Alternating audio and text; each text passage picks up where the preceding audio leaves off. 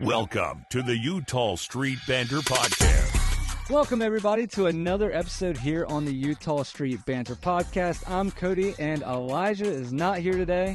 As you can see. Somebody apparently either he got older, or appreciate it. Yeah, or he said he went on vacation. So we'll see how that goes. But anyway, Mr. Brad's here, Mr. Brad Rogers. Man. Hello. Thank you for joining us, dude. It's gonna be fun. Thanks for inviting me. Yeah, I don't know a much bigger Orioles fan than you, so I was like, man, got to get you on, especially from like the hardcore fan point of view. Yes. So, sadly, you're a very your favorite teams are very regional. So like you're a Commanders fan also. I am. Orioles and Commanders. So for a long time, this has been a sad life.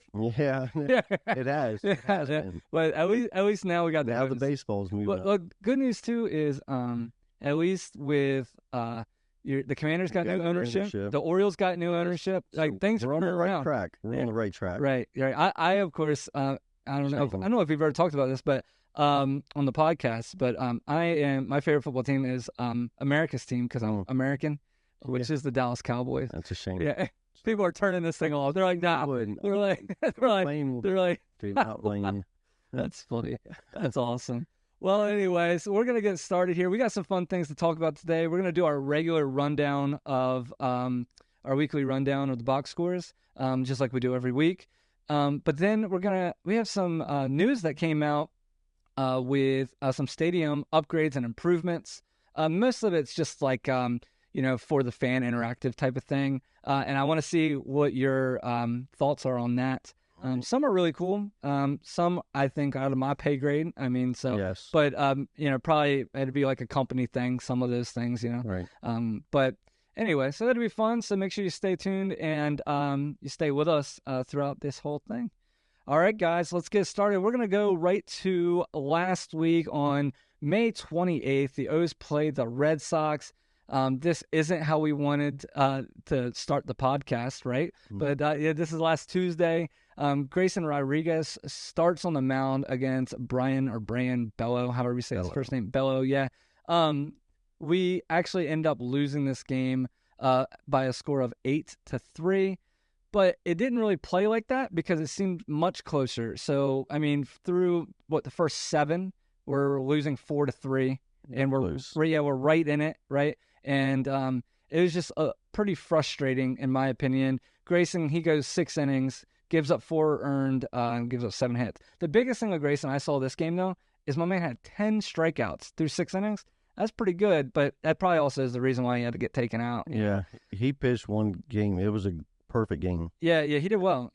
And, the other thing is it seemed like once Bello came out, the Orioles really just couldn't mount anything else for the rest of the game because they had 5 hits on Bello through 5 innings, and then only 3 hits the rest of the game, and that was the 2 hits were in the last inning. But the guy that really struggled here was Keegan Aiken. He came in the 9th, and he gave up 2 hits, but the biggest thing, he gave 3 runs. He's like so off and on, man. It's like I don't know what's if he's gonna crush it or if he's gonna just do you never know what you're going to get with him. Right. But luckily the next day the Orioles came back on track here. We're finishing our series with Boston. We win this game 6-1 behind our ace, which is Corbin Burns.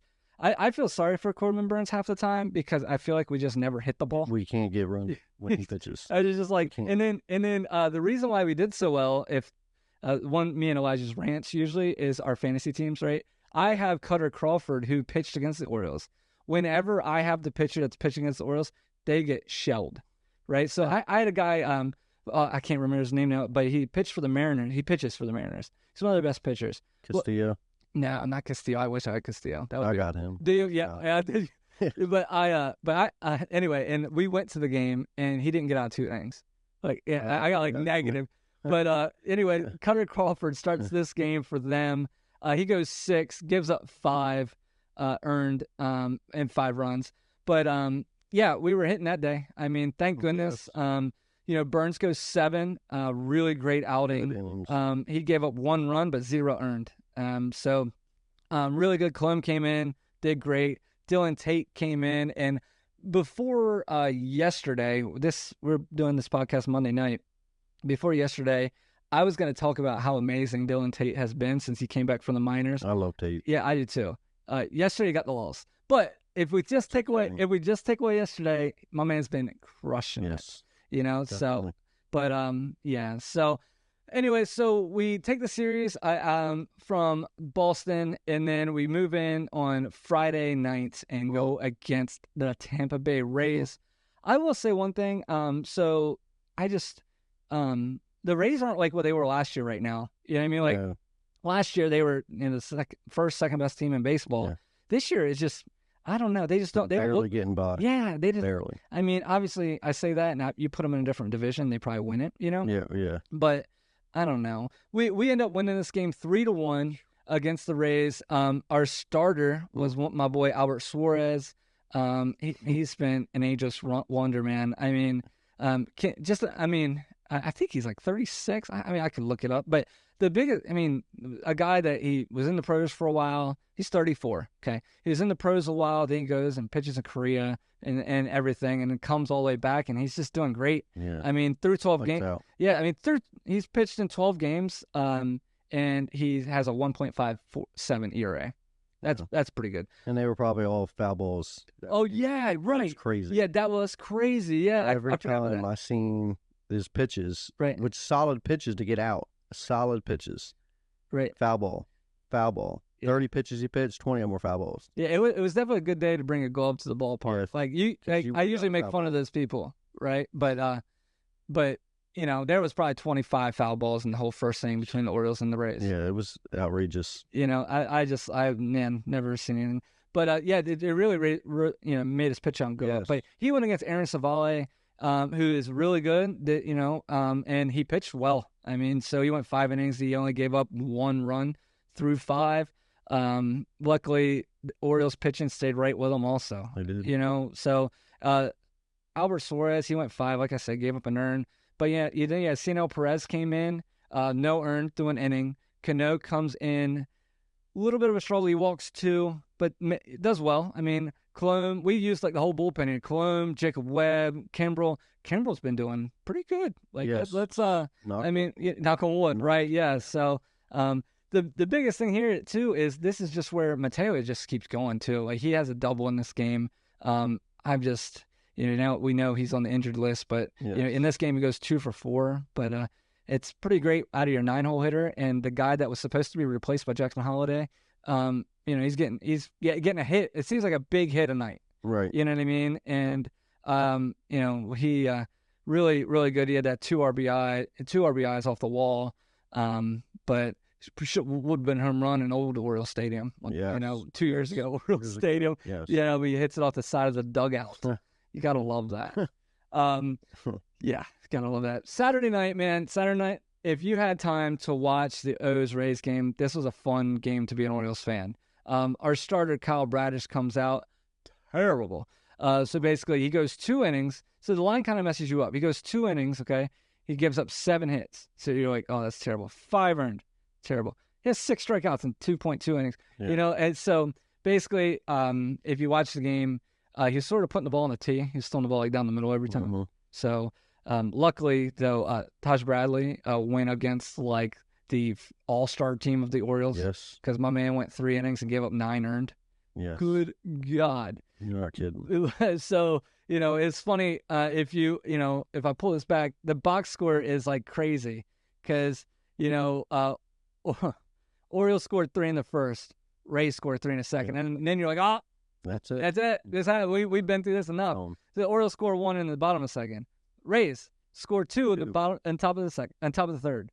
Orioles 3, bottom of the third, and you're just it's like boom, boom, boom, boom. And then luckily, not luckily, because Kyle Bradish is going to be a stud. You know what I mean? Absolutely. But luckily, we take him out, and Jacob Webb, who I want to say I don't always trust, right? He crushed it. He went 2.1 innings, didn't give up a stinking hit the whole time. Only 1 walk, 1 strikeout. And then Tate comes in, like we were talking about. He's doing well. He comes in, shuts him down. Cianel Perez, Cano, and then Aiken has his redemption. from earlier in the week, and has another shutout. The biggest thing in this game, in my opinion, is that they scored enough to not have to bring Kimbrel in. Yeah. Because it seems like when they do, the worst thing you can do for Kimbrel is pitch him back to back. Yeah. You know what I mean? Give him time to rest. Yeah, so just kind of letting him, breathe a little bit. But anyway, we pulled it off. So coming into Sunday, I felt pretty confident that we could sweep this team. And when the game started, I felt even more confident. Orioles, this guy, he's leading off for the Orioles. He keeps hitting a home run every single. Oh yeah, Gunnar Henderson. Gunnar. Man, it's another leadoff home run. Guys, if you're going to the Camden Yards, make sure you're there before the Orioles bat, because Gunnar is most likely that's not true. Yeah. But Gunnar might hit a bomb. I've been to 4 games this year. He's done it twice. Out of all the players, it'd be Gunnar. It's gonna be Gunnar, right? I mean, so basically, if you watch MLB and Network or anything, all you're going to hear about is Judge and the Yankees, and they're killing it. Yeah. But they're forgetting about this dude here. Yeah. I mean, if Gunnar was the shortstop on the Yankees right now, all you would hear, it'd be all Gunnar Henderson. It'd be done. Yeah, I mean, but it's all about him. Yeah, but anyway, we're not. But he was the Rookie of the Year. Correct? He was. Yes, and yes, he. Yeah, people forget about that. Yeah, because I think they think it was Anthony Volpe. Volpe. Yeah, they think it was him, but it wasn't. No. So we I'm sure we have a lot of Yankee fans on this podcast. Yeah, right. But anyway, this is frustrating. Okay, guys. So Orioles score 1 in the first, 1 in the third, and 1 in the fourth. We're up 3-0. It just seemed like every inning we're pounding, and our good old starter Cole Irvin, who did great. Elijah loves Cole Irvin. He calls him the next Randy Johnson. He's full of crap. But sorry. But he pitched well. He pitched well enough to win this game. I mean, he goes six in the piece, gives up 2 earned. So when he comes out, it's 3-1. But this is when it all goes to crap. Dylan Tate gives up the final 2 to equal out the 4. We lose 4-3, like I said. The Rays pitched Littell. Didn't do bad. Zach Littell, the biggest thing with him is it just seemed like he was able to keep, like, for instance, in 6 innings, he gave up 11 hits, but we only scored 3. It's like we just couldn't get much going. One interesting thing about, if you read this box score, I'm sure you'll see it behind me, is the Rays have scored 4 runs. They had 13 hits. The Orioles had 3 runs and had 15 hits. 15 hits, you only scored 3 runs. That's a little, that's not much. You can't. Yeah. I mean, what do you? Win. So that was my frustrating thing. We had that in our graphs, and I feel like I say this all the time with the O's. I get so frustrated when we lose a game like that. But then I keep thinking, if we don't lose games like that, say throughout the year, games that we're winning, right, and we don't. We've only lost like 8 games. You know what I mean? Like so. And we're still on pace to win like 104 or 105 games, and that's crap. Whatever that means. The whole on pace thing. Doesn't mean that. But it's just one of those things where I like the on pace thing for me only for my sanity, because I keep thinking we're we're falling. I'm like, oh, we lost the game, because I'm so used to I'm so used to like the old Orioles. We would get on a little bit of a streak, then we'd lose 10, and then we'd win 5 in a row, we'd lose 10. Yeah, every time. So it was just like that's like with the whole when the streak of not losing a series. Right, 106 series. Yeah, so like that was a big thing for me, and then we also like, oh, it's over. It's over. Done. And then we haven't lost a series since. No, like that. Start it now. 2-0. Let's go. 2-0. We got to just keep this rolling, right? Yeah. So, it's fun. What was it? Sunday. Yeah. We had to save the bullpen. We ate the bullpen up Thursday, Friday, Saturday. We had to save the bullpen. We had nothing left. Right. Yeah. So thank goodness that Irvin went as far as he did.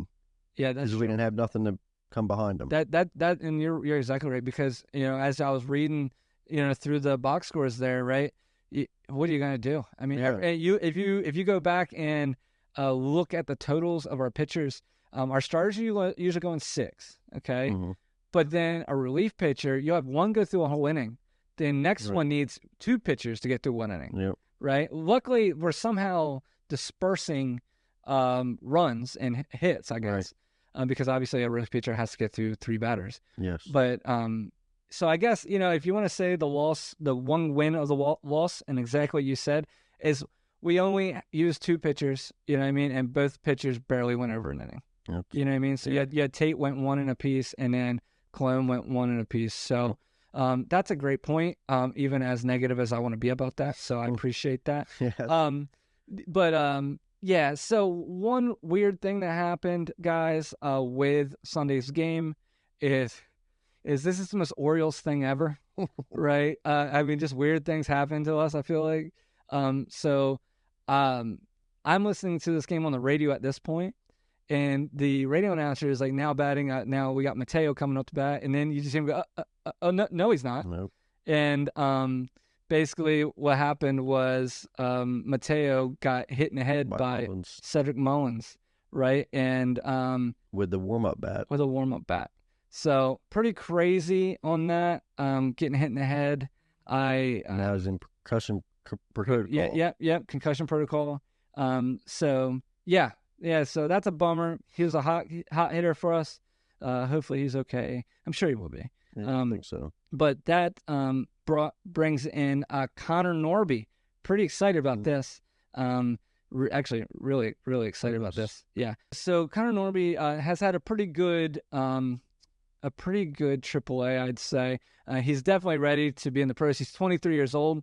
So, just to kind of give you a heads up, we brought up Jackson Holly. He's 19, and Connor Norby is 23. There's a big difference there, a lot of maturity. So he's going to be mainly a second baseman for us, I think. He could get over to third a little bit.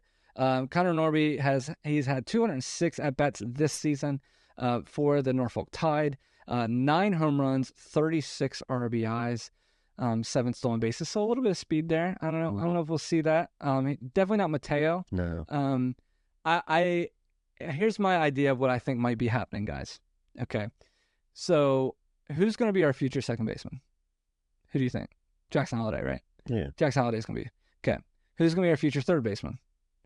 Jordan Westburg. Jordan Westburg. And who's our shortstop? Gunner. Connor doesn't have a place right now. Nope. And right now, he's one of our top prospects in baseball. Yep. The Orioles are praying to God. This dude looks like a freaking superstar. Yeah. And he's gone. They're training. Oh, yeah. They're training. So? I think so. I think this is why they brought Stowers up, and I hope not, because I love Kyle Stowers. I think this is why they brought Kyle Stowers up, and I think this is why they brought Connor Norby up. I think they're trying to show them. Trade bait. You know who they did this to last year? Joey Ortiz. They brought him up, and he did well. Yeah. He did well. He didn't crush it, but they showed that he could play. Trade him, Corbin Burns. Yep. You know what I mean? And what did he do? Dale Hall, bring him up. He does it good. Yeah, you bring him for a little bit. That's good. Trade him. Because these teams that we're trading with want to make sure that they're getting pro pieces. That they want them now. Right? And if you want them, they're pro ready. Yeah, right? And so basically, this is all assumption, guys. I just got off on Elias. Yeah, he did. Yeah. He really did. Yeah. So, but I'm excited to see him up. Just don't get too connected, guys. It's sort of like if you have a dog and she just had puppies. Yep. Don't get connected in puppies because you got to get rid of them. They're gone. You know what I mean? So they're cute. Everything's great. Yep. They're going to make you a lot of money. Kind of normally might bring some pieces, right? Just like I said, I'm excited to see him attached. And I hope he helps us win games. But yeah, he's batting at 286. But yeah, I mean, his minor league career, my man has 62 bombs. I mean, like, he has a great minor league career. He's done in the minors, man. Like, he's done. He is. So, but anyway, that's where we're at with Connor Norby. He comes up, obviously, like I said, because Mateo. The other guy's getting sent down. Nick Vespi goes back down to AAA like he does every week. He's our taxi guy. Yep. And then Vieira, that's the guy we just traded from the Brewers. He's also the guy, I don't know if you guys listened to the podcast last week. I had a massive rant because he walked 3 batters in a row. He's just awful. But we designated him for assignment. So he's probably done with the O's, so we don't have to worry about that. His first name's crazy. So anyway, now some sad news. Well, not sad news for me, really. I mean, it's really sad news for John Means because you feel bad for the dude. Yes, very bad. John Means, Tyler Wells is both out for the season. John Means, like I said, this is Monday. Monday, June 3rd. John Means just got done a couple hours ago with Tommy John. Yep. So they thought it was going to be reconstructive, but it actually ended up being Tommy John again. Tyler Wells is still supposed to be reconstructive from the last thing I've seen. I guess we'll find out because both of them they're not deciding anything until they're in the surge in the room. Right. It's just a bummer. John Means, that dude pitched for some of the worst Orioles teams I've ever seen. Yes. And he just deserved it. You know what I mean? So like, even if we could have, I don't know. And he wasn't pitching bad this year. No, he's pitching until the game he hurt himself. Yes. Until the game he hurt himself, he was doing great. I mean, we went to the game against the Mariners, and I kept telling Elijah that I'm like, dude, how are they not hitting a 92-mile-an-hour fastball? I mean, it's right there. Yes. Something must be a tail in, or Right. he just could place the ball well, and I love him. I love him being there. If he played, he could have been there. Come back. Absolutely. That's yeah, absolutely. He's a guy to like. You know what I mean? And so like I said, so we lose John Means, Tyler Wells. I mean, the one good thing is we didn't really know anything about Tyler Wells anyway. No. So, I mean, we kind of we'll feel the heat a little bit on the John Means because now we need Suarez to step up. Yes. He's doing well, but, there's not much repertoire, you know what I mean? Yeah. So there's not much of his background that we can go off of. Same with Cole Irvin. Cole Irvin's killing it, like I said, but how long is that going to last? So that's when you're kind of looking at free agents and trades. And, I mean, you have one of my favorite free agent signings, and I know right when I say this, everybody's going to know where I'm going. Elijah doesn't like this guy because he's afraid that it's going to hurt the locker room. I don't think it will because I think it's all media. Yeah. You know what I mean? And who's that guy? Who do you think? I think it's Trevor Bauer. You think Trevor Bauer? Yeah. I mean, my dude wants to do league minimum. Yeah. I think we're wasting our breath because I don't think that I think all the owners are like in a meeting, like, hey, make sure you don't sign this guy. No. Meanwhile, you got these other guys. I mean, you go off on a tangent about, right. But Trevor Bauer, he would be a great signing, especially if you just put incentives, like, just basically league minimum incentives, and he'd be your, one of your lowest paid pitchers. And I saw somebody on Twitter put on there, and he retweeted. He's like, let's do it. Yeah, let's do it. But let's do it. Yeah, league minimum for a number 2 behind Corbin Burns. Yeah, right. I mean, say he's not even that good. Like, just say he's number 5. Well, I'd take it. I'll take it. I mean, like Trevor Bauer 5. Yeah, I mean, whatever. So I don't know, man. So we'll see. I mean, you see all these trade baits. I still really now. I guess I've been saying I don't know, past months too, that I didn't think we need a starter. Now I feel like we do need a starter. But we need 2 relief pitchers. That's what we need. We need 2 relievers. Bad. Yeah. So last week, we went on. If you didn't listen last week, scroll to the second half of the podcast, and Elijah goes through a whole bunch of people that we should trade for. All is still relevant. Nothing has happened since then. So really good listen there. So I won't jump too far into that, but I definitely like Trevor Bauer since we didn't say his name last week. Yes. Because we were just basically talking about trades. The next thing that is concerning everybody is the Orioles only have 1 day off in the month of June.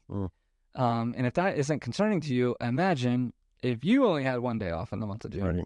Right. Because these dudes are usually spending 6 to 10 hours at the stadium every day. Right. So it's not like, I think some people think that they just show up and go out.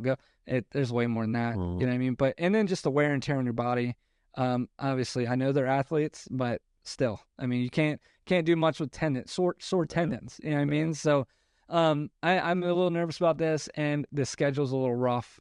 Luckily, we do have the Blue Jay series that is going on right now. Then we go back to Tampa. Yeah, and then we do go back to Tampa, and I think we've shown that we can compete against them. Right? Yeah. Like Tampa's not the team like you said earlier. They're not the team from last year. They're sneaky, but they're not. No. They're not. Yeah, I think Tampa and New York has sort of switched on that. Yeah, you know what I mean. Yeah. But yeah. So I don't know. I'm just a little nervous about that. So I do want to hit on these upgrades real quick for Camden Yards because this is kind of fun. I really want to get Brad's idea here on if you yay or nay, whatever. But So basically, everybody, the reason I know this are ideas. These are ideas, guys, concepts. So don't freak out. We're just gonna. So basically, all season ticket members got to do a survey, and I think some people leaked the code out, or maybe they wanted to leak the code. I don't know. Yeah, and so that way they could get as much input as possible. But basically, all it was, I mean, I bet it took me 15 minutes to do a survey, and it was just a ton of different things that they want to do throughout the stadium. Nothing drastic. You know what I mean? Like, they're, hey guys, Change the name. we're gonna change the name. Hey, we're gonna take the warehouse out. No, I'm kidding. Yeah. But basically, so let's get into this. One of my things, I do actually like this. I have 2 daughters. You have a son and daughter. Yes. They wanted to change up the family zone a little bit. I don't know where this is gonna go. The only thing I could think of, dude, wouldn't it be nice to put it in that picnic area that nobody ever uses? Yeah. You know what I'm talking about? Like yes. that Nobody's there. Nobody's ever there. Use But it there. yeah, so basically what they want is a massive, large playground, lawn games, snack shacks, a wiffle ball field, a batting cage, baseball radar guns, and stuff like that. Like I said, this is all concepts, so stuff might change here. I say yes. I'm all for that. Yes. Right? 2 kids. You don't want to take 2 kids to a ball game, and what are they going to do? Sit here and watch? Yeah, because with you? they just and they just have that weird the bird house thing, but it's like not much to do, and there's 7,000 kids on that thing, Right. So Right. I tell you what, if they put that in that picnic area, that'd be legit, because you can actually just look right over the bullpen and watch the game while your kids are there. While your kids are playing. Right. That way you don't have to pretend, you drove them and just peel out. Peel on, go, say goodbye. So that's a really cool one. I'm for that, right? Yes, forward. Yeah, okay. The next one is an in-stadium museum. And this is like, so in addition to like the Monument Park that they have out where you get the ticket, where you come in, this will be a dedicated team museum that pays like, it has stuff about the Orioles organization, from history, the fans, players. I'll tell you who has a really good one that we've been to is the Pittsburgh Pirates. Guys, if you have a chance to go to Pittsburgh, stadium's gorgeous. But they have a history museum, and it's really cool. It's really cool. So I don't know if you've seen this yet. Behind home plate at the Orioles, underneath the concourse, well, in the concourse where like all the food vendors are, they have like these boxes right now, and it has like old jerseys and stuff that you can kind of walk by. Next time you go to Orioles Stadium, walk behind home plate, you'll see it in there. But we need a lot more than that, because I mean, I'm looking at like 1960s stuff, Brooks Robinson stuff, Right. In the 80s, or I mean 70s, sorry. Yeah. But I would love to see more of that. I would love to like, go all the way back to when they were the Browns, but I think that would be really cool. Right. I don't know. You know who had a really cool one, guys? I'm sure not everybody has been to the Delmarva Shorebirds Stadium. The Delmarva Shorebirds has a museum in the stadium also. That's pretty cool. I mean, they got some old stuff there. Old stuff. Yeah, so I mean, they got stuff in there from the 1800s, so pretty neat. So I'm for that. I mean, obviously, that would definitely be something for me. I'd probably try to get to before the game started. Yeah. Before the game. Yeah. And then just kind of moving on with it. So, a couple other ideas is I see they want to change up like how the food stuff is. I'm wondering if they're like, oh, we could make so much more money, because like the next few things are a little bit. So they want to do price range. Yeah. They want to do a crab shack. So basically, the crab shack at Camden Yards. They're trying to do like mixing in the most famous thing in Baltimore or in Maryland, in the Maryland crab. Yep. So basically, they're trying to work something like that in. I don't know what that would look like. And I don't know if that's a sit down or if that's just grab and go. Grab and go. I'd be cool if it was grab and go. Yeah. I'm all for that, because that means we're in there. You know what I mean? Right. Like I can do that. Yeah. I just need to figure out how the heck I'm eating it while I'm sitting. Yeah, exactly. You know what I mean? So can I get like a usher to peel or to pick? I mean, yeah, let the usher do it. Right. We're paying for them. Yeah, right. You got that. Let's do it. Right. So that's an idea. I'm interested to see how that's gonna, how that's gonna go. Mm-hmm. So the other thing, this is something that for me personally, I'm probably not gonna do. And this is premium pre-game dining. So basically, right now there's sort of one like this, but it's during the game. So basically, right now, I don't know if you've seen it in club level. They now have a huge area where you have to have a special ticket or something. It's a buffet. It's actually not that bad price. It's really not that terrible. But anyway, it's all you can eat throughout the game, and it's sit down, and you have tables and everything. So basically it's like that. So I'm guessing it's something like that, but fancier. Okay, so I'm going to read this to you real quick, everybody. Right? So it's a premium pregame dining, could include access to a private club with a buffet purchased in addition to your game day ticket. So they're like, each one of these things is like, elevate your food and drink options. I'm like, oh, what are you going to do? No. Like, I don't, yeah. I mean, me personally, what are you going to get me? A Coke? You know what I mean? Like, because, anyway, the beer is like insanely expensive. Yeah, it's too expensive. And it's like crazy. Way too expensive. So, you know what I need, Baltimore Orioles, and this was one of the things that I did say on the thing, because it was a thing they chose, is if I go to a Washington Nationals game and I buy a souvenir soda, I get one extra free refill from that drink, right? Really? Orioles don't do that, right? So that was an option I think needs to happen. Yeah. I'll pay $2 extra for that drink if I can get refills. Free refills. You know what I mean? Yeah. So that I need that. Yeah. And you know what else I want? I also want that fountain soda machine out and open, because I don't want to have to go back through the line. No, not through the line. You know what I mean? Like, No. so I want to be able to, you know what I mean? Just, have one of your workers stand there and make sure we're not filling up Yetis. Right. Yeah. You know what I mean? Like, coolers. yeah. So but whatever. So anyway, so the pregame dining, they're trying to do something like that. The other thing I had with this, is it going to be like a Dempsey's? Remember Dempsey's? Dempsey's dugout. Right. Yeah. So Dempsey's corner. Yeah. Dempsey's he had his restaurant in the warehouse, but now it's these everybody's yelling at me right now because they know what it's called. Now it's the other scorebook or whatever thing. But it's still a restaurant. I don't know what's going to change. Maybe it's going to be fancier. But the next thing real quick is a membership club. All right. So I would love to do this, but I know my wife would kill me. All right. She so wouldn't let you do it. No. So membership club is basically, it's considered a year-round social membership club. So basically, you take your little Elks club and just times it by 1,000, right? Because members of this exclusive club will enjoy year-round access to a newly designed social club situated within the warehouse, within the sight lines of Camden Yards. This club will feature a restaurant, a bar, to be active throughout the year, serving to only the members of the lounge.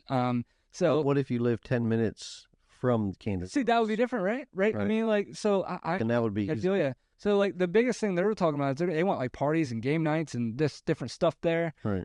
So like if you live near there, then I say, but I don't live close enough. No. You know what I mean? Like I live close enough to go to some games, right, but not close enough for that. Go there for the for the evening. Right. Hey, I'm gonna go, and hang out and then come back. No, you're Can't not. do that. So it seems cool. I mean, all for it if you want to do it. As long as it's not taking real estate that takes away from my tickets, I'm good. Yeah. I'm good. I do think every time I walk by the warehouse, you look there and you're like, there's so much unused area that I think Space. I'm sure from my side it's unused. Maybe it's not. But it was just one of those things where maybe. I mean, yeah, I'm good. The next thing I think is actually a good idea. I don't know how much I'll do it, but I think it could definitely help, especially bringing in some younger fans. This is called The Nest. This is a like a social patio type of place. It's standing room only, a casual environment. You're going to be able to see the ball field. It's sort of, in my opinion, is going to remind you a little bit of the center field, the big wall. You know how they have people that can stand up there now? Yeah. I guess it's sort of like that. I think it's going to be much closer. Because when they tell you this stuff, guys, it's not telling me where they're going to put it. Because I don't think they know where. Because there's no way they also do all of this. They're only picking one or two things. Yeah, they can't do all of it. You know what I mean? So basically, this is a social patio experience where you'll have drink rails and high top bars and first come, first serve type of stuff. I'm for this. I think it'd be cool. Yeah. I know a lot of your minor leagues have this. I know a lot of pros. I know a lot of other professional stadiums have this type of thing. The Nest, I mean, what a perfect name for what you're kind of bringing. Mm-hmm. And I think the Nest, that type of thing, is good for that area. Yeah. There's a couple more things I'm going to talk about, and I don't think that's good for the area. Mm-hmm. So the next one is, I hope I'm saying this right. It's LOGE. I'm going to call it the Loge box. Loge? Yeah, that's what I'm going to say. This is a premium seating experience, and it provides comfort and convenience of a semi-private seating area. Guys, heads up. So the Nest one, when it was asking you the price, it was like, would you be comfortable spending $20 to $30 on this? per ticket, and I'm like, yeah, I mean that's fine. I think that's a good price. Right. Okay, guys, the next 3 things I'm going to say, it wouldn't go low enough, like because you would go. Really? So basically, on this one, I said, would you feel comfortable spending? It was like $600 a ticket, and I'm like, nope. And then it would go next question. Then it would go, would you feel comfortable spending $550? And I'm like, boy, we only going $50. Like we're still out of it, bud. I don't know. Yeah, I mean, I'm like, I mean, I got a comfortable chair at my house. I'm in a comfortable chair at Camden Yards, And I can see it. Yeah, and I'm right there. So, but anyway, so this is like I said, private tables, comfortable chairs. I don't know, guys. Then the next thing, they got a premium club. It's like another idea. They kind of picture ideas of this, and I don't. It all looks good. It does look good. I feel very out of place. Money, yeah. The premium club is infield. Features infield level cushion seats, upscale, all inclusive dining, plus full service private bar. It's all climate controlled lounge. I mean, it's to the nines, right? Then you got the field level lounge, dude. Okay, guys, if I'm gonna splurge on something, this is it though. Okay, so there's 2 options I think here. One has to be behind home plate or somewhere over there. Yes. The other one is in the outfield. I'm guessing left field, I guess, because there has to be a ton of room behind that huge wall. You don't have nothing behind you. I mean Yeah, that's true. I mean, then you're kicking out your field guys, right? But so basically, this would be sunken at field level. Your seats would be, and this is like a lounge also. Actually, it says it could be located between the dugouts and foul poles or directly behind the outfield fence. Okay, so that's what it says. All right, it looks pretty cool. I mean, like that would be sick. But the only thing I have a question on, all right, is anybody that's played baseball. All right, or you know what? Next time, go to your local Little League game, okay, and sit on the big field, like where they play senior, junior, and senior league. Sit, get in your yard chair, all right, and sit in the outfield and tell me how much you see. Not much. No, you're the only one back there. You're the only one back there. So imagine if they put it in left field and you're 400 feet away. You're gonna be paying. This is like it's like around $300-$400 a ticket. No. And you're pretty far. All I'm saying is they're trying to get those $12 tickets that are 8 feet above you, right, to turn into 300. No. So we'll see. Like I said, I'm all speculating. And then the last one is the social suite. The social suite offers a balance of a private party space and a shared communal area. And this is like networking with suite holders. Yeah, I mean, this one sort of reminds me, like, when you're reading the description, it sort of reminds me of what they have now. I don't know what the difference is going to be. Right. So it just seems to me like maybe this one they're just trying to, like, when you're at a suite in Camden Yards right now and you walk out your door, you're with the poor folk. The poor. Yeah. Like I pay for a club level, but you walk out of your little suite and I'll belong there. You know what I mean? Like. And most of the time, I will say, I'm talking to you right now, and you're like, "Well, I've sat in a suite. I bet you didn't pay for it. I bet. Yeah. I bet somebody said, "Hey, dude, I got 4 tickets. Got tickets. You want I got tickets. The bread company gave them to me. Yeah. I worked for a bread company 35 years. They finally gave me these 4 tickets. Used to free tickets. Free tickets to watch the Orioles and athletics. That's what they did. And that was like that would be terrible. That would be our luck. You'd finally get to go. And but yeah, so I mean, I'm excited for some changes. Yeah. Right. The biggest thing that they let you give your input. I was like, we need better speakers. Guys, also remind this is sent out to all everybody, right? All the season ticket holders. So, so obviously they're not just like, hey, Cody, what do you want, man? Yeah. But to Cody. Yeah, right. But I just want to be honest with that. But the speaker system's terrible. That needs to be better. And another thing that one thing that bothers me, and if you really like the classic stadium, this doesn't bother you, but every stadium has a running board going around the entire stadium. Do you know what I'm talking about? Like, right. It's a scoreboard that runs around the whole thing. Mm-hmm. Orioles, we still have the backlit lights. Like, it's, Johnson's Pest Control. You know what I mean? So, like, split up lights. So I'm trying to find where the heck the radar gun is. You're like, oh, where is it again? Yeah, I mean, and you're like, oh, it's right there, but I have to wait until after the pitch because that same scoreboard is used for 3 or 4 different things. Right. That needs to be fixed. Yeah. And then the biggest thing, okay, not the biggest thing, I keep saying the biggest thing, is our big screen. It needs to be all one screen. So like, Not split. Not split. It's like you have the big screen at the top right now, and then you have a square, which is I forget what the dimensions of our old television was. You know how you had to choose widescreen or full screen? Yes. It's still full screen. You know what I mean? 19 inch. Yeah, right, dude, right. So, and then on the sides of it, you have us 2 sponsor billboards. Yep. Let's make that whole thing screen. Like, we need that to be. I like the look of it. I don't want the whole frame to change. No. You know what I mean, I just would love it to be one screen. One screen. That's it. And I was always amazed when you go to like the Nationals or you go to Phillies or wherever, and I mean, you're there and like the screen's like, holy crap, that thing's huge. Yeah.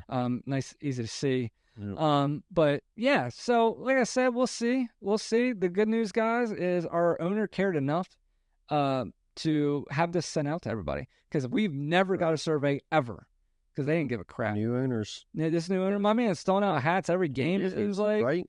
I mean, we went to a game and he's just walking down the stinking sidewalk. Like the dude's just walking, like he's just a dude. He's just another guy. I love it. Just another guy. I love it. You know, no security. Somebody goes tackle him, sniper somewhere. That's why we're not in the warehouse, guys, because he's sitting up in there. You know, you see a red dot on your chest. You better watch yourself. Look out. Hey, Brian, watch out. Yeah, right. But yeah, that's funny.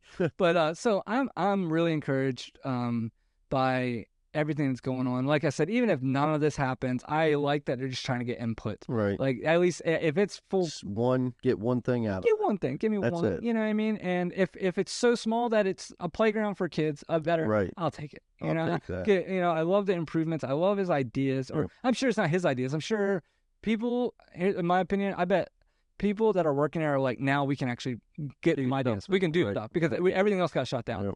You know what I mean? So, but yeah, so we'll see. So maybe next week we'll come on and kind of hear if any updates. We'll hear, hopefully Mateo's back, because he's on the concussion protocol. I think it's 7 to 10 days. Can't remember. If he's in NFL, I know it's 7. But I don't remember. I don't remember. You think it is? Okay. Yeah. So we'll see. I'm excited to hear about Connor Norby, or see Connor Norby. And maybe we'll have Trevor Bauer. As a new rotation. Boy, yeah, I hope so. But yeah, I mean, I'm sure when he listens, he hears that idea from you. I'm sure he'll do it. Yes, it's all me. It's all yeah. If they come up with it, if they do it, Brad has to be on the podcast. I will do it. So but yeah, so we got a lot of interesting stuff. The only thing I'm hoping, guys, is next time we talk, we're not talking about how Connor Norby is like Heston Kjerstad, where he just comes up and doesn't ever play. Yeah. More like Kyle Stowers. Kyle Stowers is playing about every other game. He's killing it, guys. Yes. He's killing it. I know we didn't get to that today, but he's doing great. But anyway, yeah, so we really appreciate you joining. Brad, thank you so much for joining. Thank you for having me. Yeah, man, we loved it. That was fun.